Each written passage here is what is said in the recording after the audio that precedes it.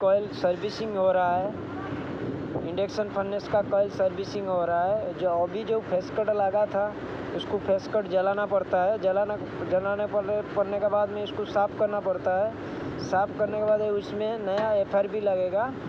FRP लकड़ी लगने के बाद में आपको देखते रहिएगा, नया मैं वीडियो डालते रहूँगा। इसका सर्विसिंग बारे में नाम भी बोलते रहूँगा। अब देखते रहिएगा। आपको अच्छा लगे तो लाइक और सब्सक्राइब कर दीजिएगा।